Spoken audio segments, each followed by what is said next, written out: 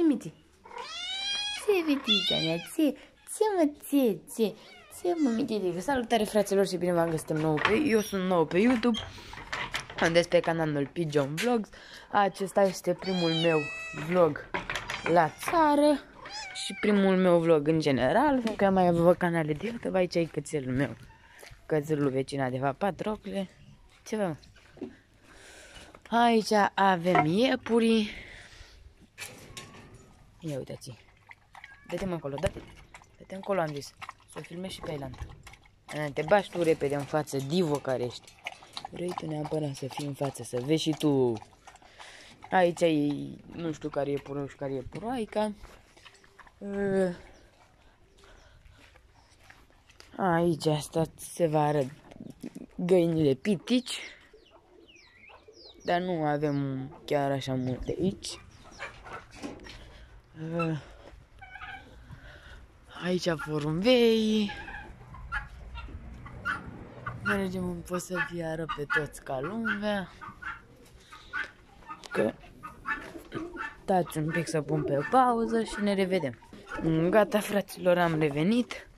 Ne urcăm la... Acum am un pui de porumbel care văd că stă jos aricit. Mi-a cam intrat boala în ei.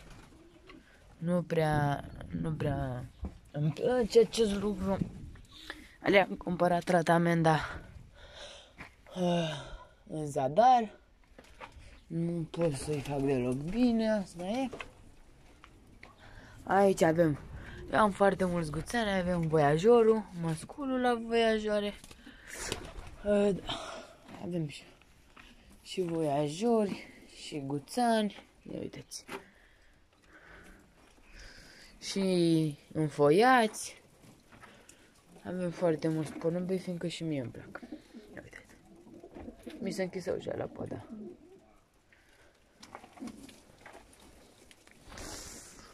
Era de așteptat.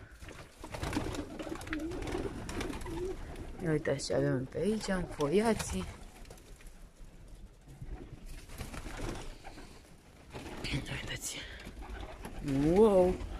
Da, cred că aceste ouă o să le arunc, fiindcă a început deja să fie...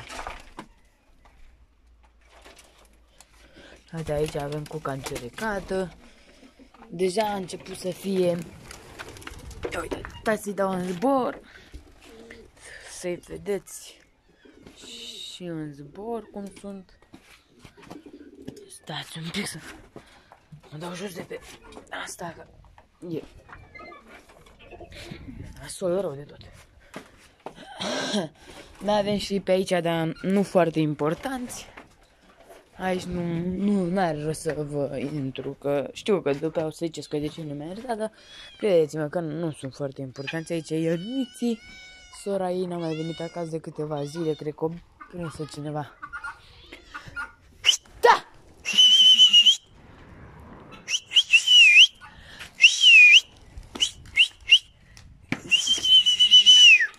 Ia uitați.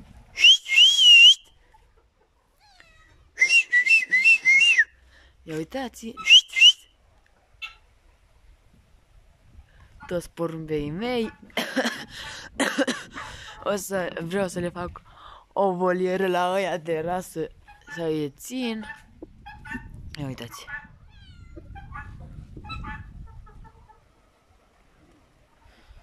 Ia uitați acolo pe casă.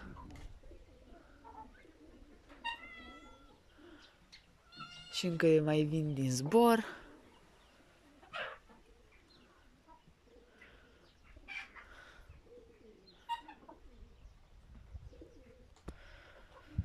Stau pe acolo, ia uitați. Aceștia au rămas în zbor, să vreau să-mi aduc câțiva voiajori de la tati de la Creva, să-mi fac și eu câțiva voiajori, ia uitați. Aici am mai mulți guțani. Înfoiatul acesta care nu prea zboară. Hai, m-am apucat să fac o volieră. O volieră pentru înfoiat sau iepuri, nu sunt sigur încă pentru ce o fac. Da. Aici tot nivele și scoate cățelul. Ia uitați.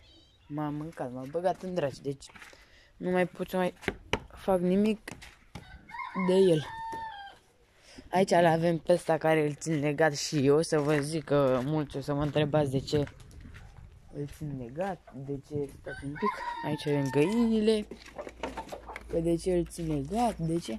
Îl țin legat fiindcă este foarte prost și pleacă de acasă. Dacă îi dau drumul, uite bă camera. Bă, poate dai și-mi dobori telefonul. Hai, sări că murdar, bă, că nu ești.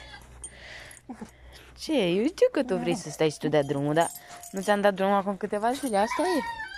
Le dau aici avem găinile cele două care o să le opresc. Pitici. Ia uitați, de anul ăsta, pui de anul ăsta. Părinții lor, stați să intru aici. Să vi arăt. Bă, ăsta ce? Porumbeii mei se duc la câmp. Ăsta văd că vine să mă atace. Băi, nu mai sări tu așa la picioare că poate îți dau acum una de te amețejitor. A venit să mă muște, să mă ciugoale. Ia uitați viajorul. Aici, ca de obicei, un pui de porumbel alb. Cade din pătul. De fapt o să vă arăt acolo ca să nu ziceți că nu vă arăt. Deci e alb, îmi pare. Așa, ia. Și mă afară, uite dracu vine. Și mă de aici, mă. Bă, ce dracu, ți-ai uitat gradele? Ce dracu? Mamă. Aici îl avem pe acesta care tot așa e foarte bolnav. Dar nu-l iau că e Nicolae aici și mă... Dă-i-mă drumul aici. Mai las un pic acolo, fiindcă e Nicolae acolo și mă ia. Bă, noi venim pe aici pe supătul, vedeți că eu... Uite-l, veni scârba pe aici pe supătul să mă ia. Uite, mi-e frică. Aici avem jucătoarea.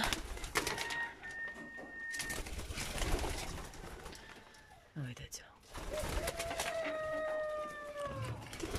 Haideți totuși să vă arăt și pe aici. Pui și ăștia. Nu mai avem ce să vă arăt că au ieșit toți afară. Acolo au luat. Văd, nici eu nu știam că eu am venit de la Craiova. Aici am văzut și eu ieri. Am un pui care iese o culoare alb fumuriu. Ia uitați-l. Foarte frumos. De guțan. Aici mai am doi. Unul list și unul așa. Acolo se vede un cuibar. E cuibarul la puiul al de căzut pe jos. Aici opte pe acesta, am lăsat să nu sară să mă muște, fiindcă era sărit. Ia uitați-l. Stați un pic. Pe ăsta îl lași arunca sus, dar face numai prostii și îl găsesc chiar pe jos. Dar stați ca să-l arunc, sări aici. Sări la diță, ți-am zis, sări. Dar nesimțitul în lădiță că cel mai nesimțit porumbel. Ce cauți, mă, tu afară? Ești de zbor? Vrei să zbori? Du-te, mă, mai stai 2 săptămâni și după aia zbor cât vrei tu. Ia uitați. Te pun aici pe blană și du-te. Hai, la cuibar am zis, hai. Ia așa încet, dă-ne-l. Uite, mă, la el. Acolo e. Acum iar Nicolae pe aici. Vrea să sară iar pe mine. Ia uitați, câțele nu, dacă mă duc repede nu mai pot să vi le arăt, ia uitați-le așa.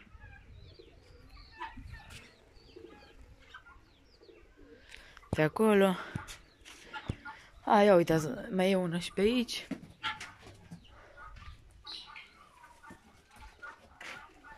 Ia uitați porumbei pe casă. Să-i mai dau o dată în zbor.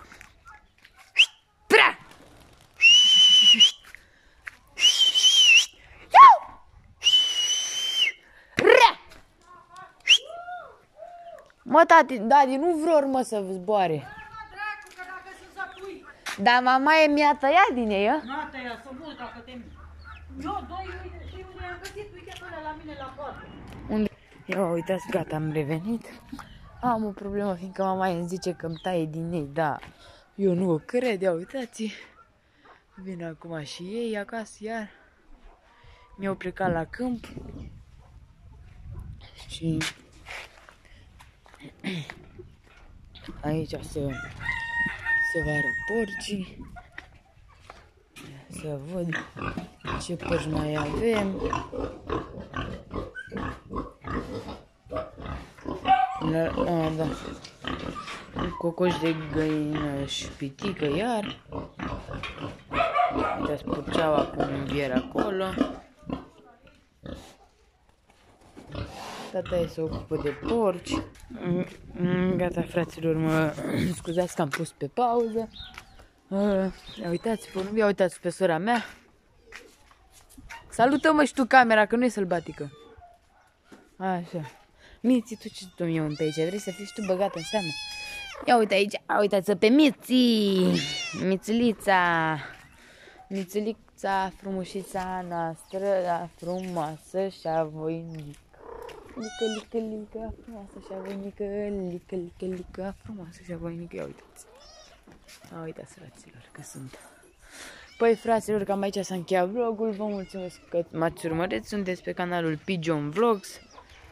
Abonați-vă, care sunteți noi să facem cât mai mulți abonați și la revedere!